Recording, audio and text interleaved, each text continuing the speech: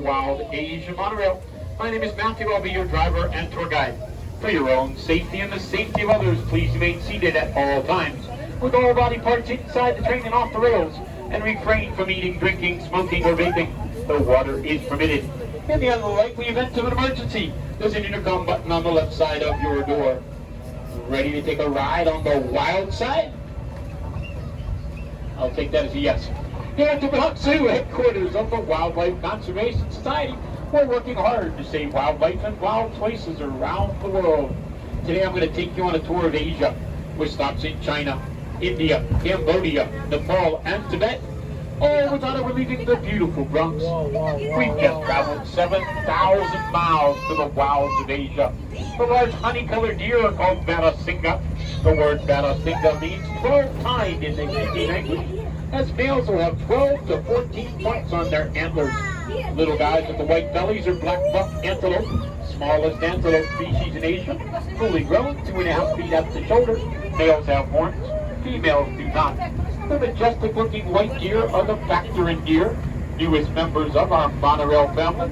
They're a relative of the red deer of Central Asia, and were highlighted on season 6 of the zoo. This hunt coming up tells an important conservation story. Farmers in Indonesia live closely with wild animals.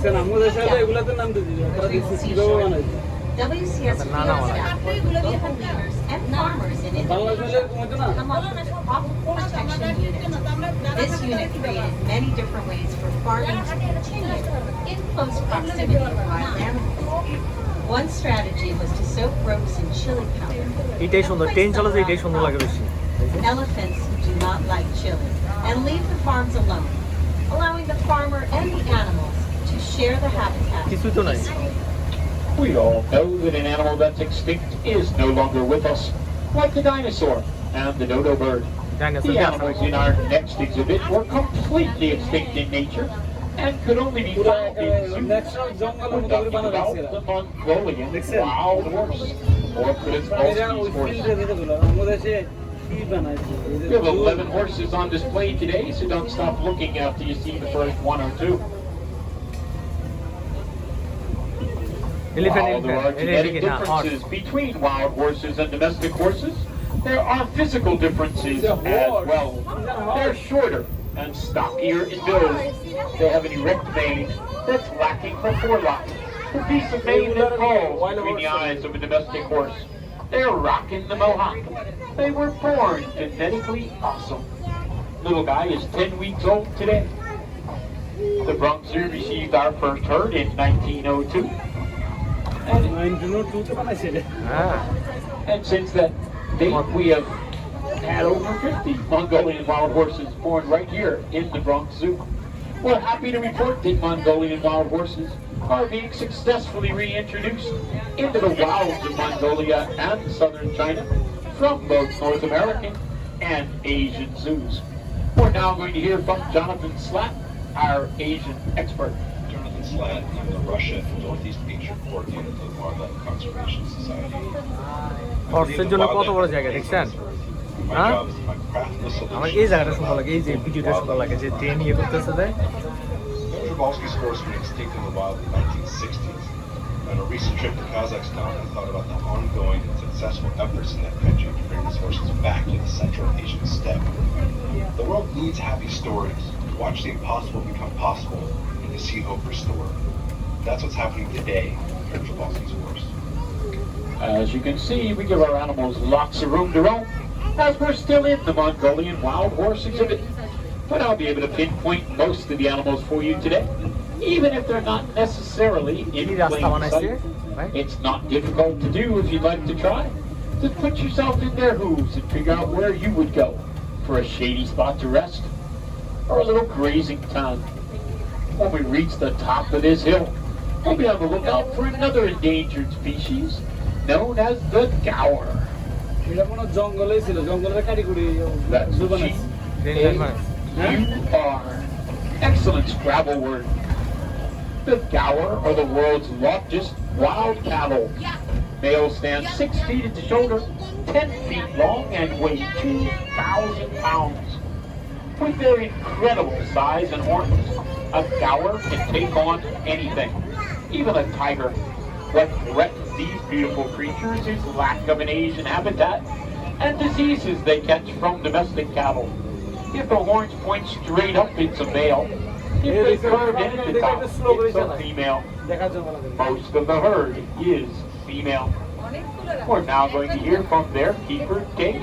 হ্যাঁ এটা না হলে জীবনে কিছু দেখতে হতো হ্যাঁ মহিষ সেগুলো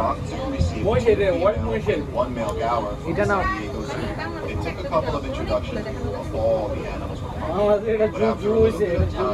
breeding animals fully integrated into the herd, and we have the family that you see today.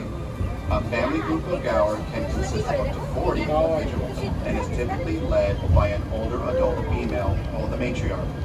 Since the 2 females and 1 male have been added to this family, there have been a number of offspring.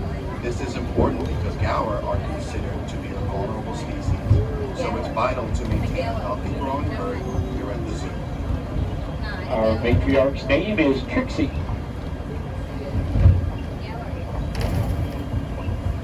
That's my wife, I'm not here. It's easy to forget sometimes that the Bronx Zoo sits in the heart of an urban setting. But shortly behind us, we're going to hear the roar from the concrete jungle, known as the Bronx River Parkway. The large wooden fence in front of you obstructing your view is put there to keep back that traffic noise and help our animals feel more at home and calm. This is especially important since in the next exhibit, we're on the lookout for a tiger. Once again, please remain seated with all body parts inside the train. Tiger stripes provide excellent camouflage, and sometimes we have difficulty spotting our tiger. This is Suhana. She's a 15-year-old female Malayan tiger, where Amur tiger is white, she's brown, making it easier for her to camouflage. Look about 50 yards in front of the train, bottom of the hill. She's down here by the gate. Make sure you look in front of the train, because if you wait till you get down there, you will not see her even if you stand up, and you will not stand up. Hopefully she'll walk the hill for us. Suhana, up the hill. Come on. Up. Good girl. Yes, keep going. Excellent. Like she listens to me. In the wild, tigers will eat wild pig and deer. And pig she will. She'll eat 40 pounds of meat in one setting, and then not eat again for 3 days. That's the equivalent of 160 hamburgers to you and I. If you ate 160 hamburgers, you wouldn't eat for 3 days either. Tiger stripes are like fingerprints. No two are alike. That's how we tell our tigers apart. And they're solitary creatures and prefer to live alone. That's why you'll only see one at a time on display here at the Wild Asian Monorail. We don't want them fighting over territory. You can see more tigers by visiting Tiger Mountain, a short walk from the monorail. Lucked out on that one. This is the back of our gaur exhibit. They were all out front. Ride the monorail at 5 o'clock. The whole hillside will be covered with gaur. They go down under the tracks and sleep in the shelters behind us for the night. And we're now coming up on the back of our first meadow.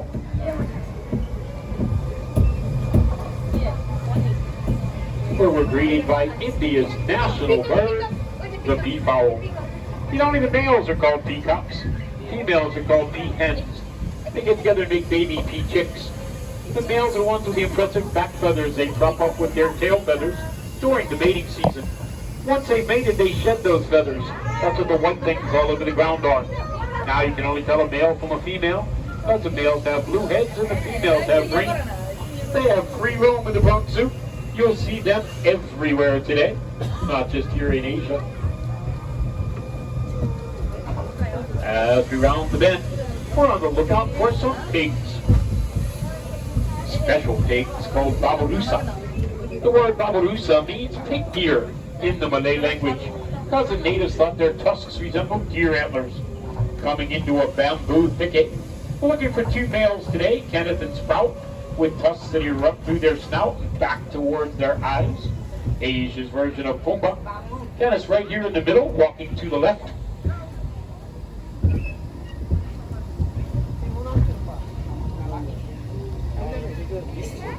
Sprouts over here on the right. They hail from the island of Sulawesi and are highly endangered. Now, if you didn't see the Babirusa, have no fear. You can't miss our next lovely lady, as we're going to visit with Patty, our Asian elephant. The first thing to notice about an elephant is her size. She weighs approximately 10,000 pounds. She eats fruits, vegetables, 200 pounds of hay, and 60 gallons of water each day. The elephant's trunk is an incredible tool with over 40,000 muscles in it. That's more than the entire human body. It's got a finger-like appendage at the end. With it, she can pick up an egg without breaking it, or tear down a small tree with great force. Patty's giving herself what we call a dust bath. It's an elephant's way of applying sunscreen. And if you saw the Animal Planet show, The Zoo, you know that twice a week she receives special baths and pedicures. As we say goodbye to Patty, we're on the lookout for my favorite lady at the zoo. And that's Priya, our Indian rhino, and her son Patrick. Rhino, Indian rhino.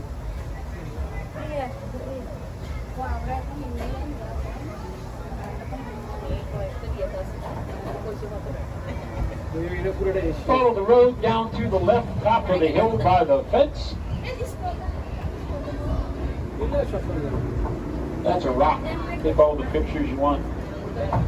With less than 2,000 rhinos remaining in the wilds of India and Nepal, we're very fortunate to care for 6 of these endangered creatures.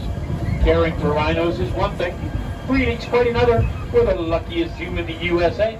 We've had 16 rhino births here at the Bronx Zoo. Penny was our first, 1986. Our latest is Patrick, 2021. As we enter the second half of the exhibit, you'll see a fallen log. To the right of that fallen log is the original mud wallow, put here in 1977 when the monorail first opened. And right smack in the middle of that wallow, we'll find Priya and Patrick.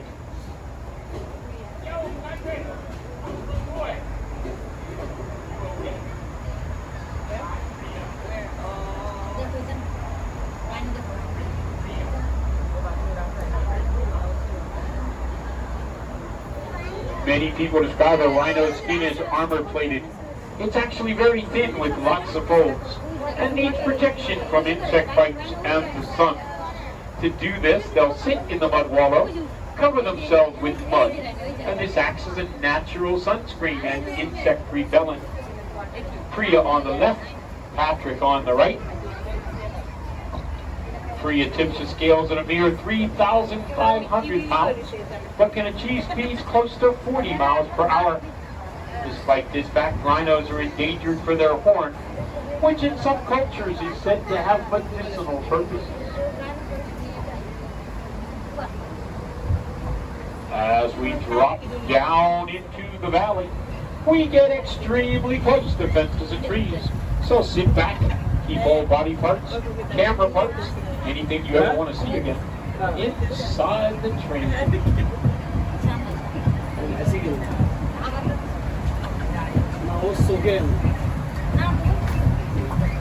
Asia's continent with the largest number of deer species, as well as deer diversity, as we'll see in this next and largest exhibit of the Wild Asian monorail. For some more room to give animals to roam, the harder you have to look for them. As we enter the clearing, you'll see 2 circular fences inside the exhibit. Walking around those circular fences are some hog deer. Not baby deer, fully grown. They get their name because they're short and heavy like hogs, run like hogs, creep and crawl under things rather than over them like their deer cousins. As you'll see from the male's antlers, that's as big as that little deer will get. You need some work in the back of the fences. They haven't all worked their way over here yet.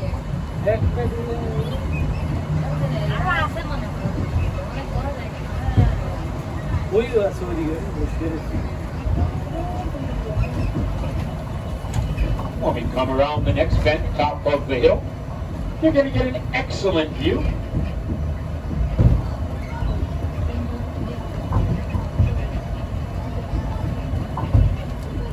of our North American oak trees.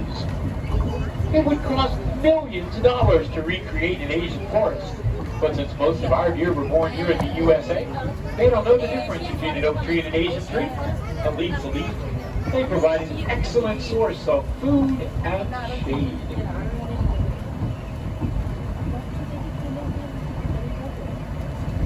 Center of the exhibit, you'll see a dried up stream. Follow that stream all the way up the hill to the back fence line. And all the way at the top of this hill, in the shade, you'll see some very large chocolate-colored deer. Those are the sandbar deer, largest deer in southern Asia. Males stand 5.5 feet at the shoulder and weigh up to 650 pounds. To the right, the tan animals with the black and white markings on their hooves are the nilgai antelope, largest antelope in Asia. The word nilgai means males will have a blue-gray coat upon maturity. Finally, these medium-sized deer closest to the train are the brow antler deer. They redefine the deer in the headlights look. They're currently classified as vulnerable, as all of their habitat has been taken over for farmland in their native Cambodia. We're now on the lookout for China's tufted deer. These little elusive deer get their name from a tuft of hair on their head where their antlers should be. Fully grown, less than 40 pounds, they can be very difficult to spot if they're not moving. Males have large canine teeth that come past their mandible, making it look like they have fangs, and giving them the nickname vampire deer. When excited, they will howl, whistle, and bark like a dog. They're extremely rare in zoos outside China. We're lucky to have them. There's one sitting up here on the top of the hill by the tree. Looks like a large rabbit. He's shaking his head. Right there. Too far away to tell if it's a male or female. Peek through the trees, you'll see Patty again. Can't hide an elephant. Another monorail going by as well. We're now crossing back over the Bronx River. At over 23 miles long, this freshwater river is home to fish, ducks, turtles, geese, and migrating birds. WCS realizes how important it is to maintain the Bronx River and Greenway, both as a healthy environment for wildlife and for Bronx residents to enjoy. Once we've successfully crossed the river for the second time, we're in the rocky Himalayas, the perfect environment for mountain goats. Here on the boulder are some markhor, the national animal of Pakistan, the largest member of the goat family. Most identifiable by the male's impressive beards and spiral horns. They can reach up to 5 feet in length. Those are both females on the boulder. Both males and females have spiral horns and beards. Female horns stop going after a foot. Male horns go a foot a year up to 5 feet. Male right there in the center of the rock. You'll see a few more on this side. Look through the trees. They're incredible athletes. They can jump up to 6 feet in the air without a running start. They've been known to climb trees for food. That's why some of these trees are wrapped in wire. Some of those impressive males coming up in the tree line.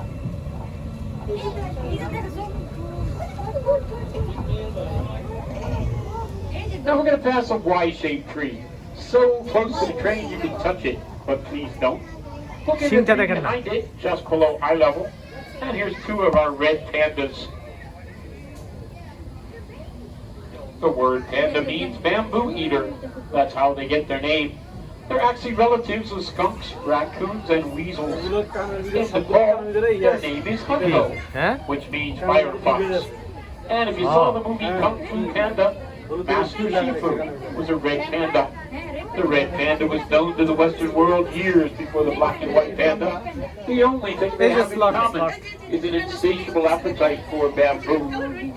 You can see more red pandas by visiting the Himalayan highlands, a short walk from the monorail. While there, be sure to visit our snow leopard. There's a goat in a tree now. Thinks he's a statue. Last 2 cars looking down just about now. As we wind our way down the hill, our tour is sadly coming to an end. But I'd like to tell you a little bit more about us.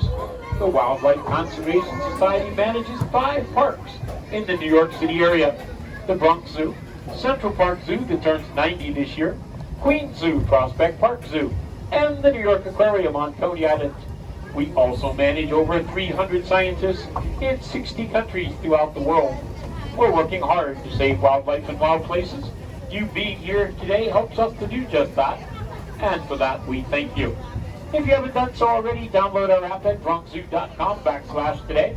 That's bronxzoo.com/today. It's an interactive map of the park when you're in our park, and then you'll receive notifications of all of our celebrations as we're celebrating 125 years here in the Bronx. Be sure to visit Animal Chronicles, a quarter-mile walking tour of the history of the Bronx Zoo with model animals you can pose with. It's located in Astor Court by the fountain. We're going to be making a brief stop to reset the computer. Please remain seated. This is not our final destination, and we'll only be here for a short while. When you exit the monorail today, you'll be directly across from Jungle World, our indoor rainforest.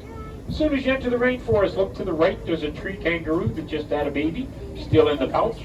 If you're lucky, you'll get to see it peek its head out before Mom shoves it back in. We also have otters, Kangaroo reindeer, monkeys, and much more. হ্যাঁ Once again, please পুরোটাই feel পুরোটাই free to করবো remain seated. থাক না আমার ভালো লাগতেছে পুরোটাই 7, 6, 5, 4, 3, 2. এখানে দাঁড়াইছে কেন On behalf of the Wildlife Conservation Society and the Bronx Zoo, my name is Matthew. I've been your driver and tour guide. I thank you for joining me aboard the Wild Asian Monorail. Our animals are always in different places doing different things, so come back and visit us often and soon. Please remain seated till the train comes to a complete and final stop and the doors have opened. Remember to step up for people in the front row, step down for people in the back row. Please watch your step as you exit the monorail car. First 6 cars exit to your right, last 2 cars exit to your left. Lucky car B6, you go straight out the gate. Train's about to stop, doors about to open. Only one thing left to do. Thunderous applause. Enjoy the rest of your day here at the beautiful Bronx Zoo. Please remain seated.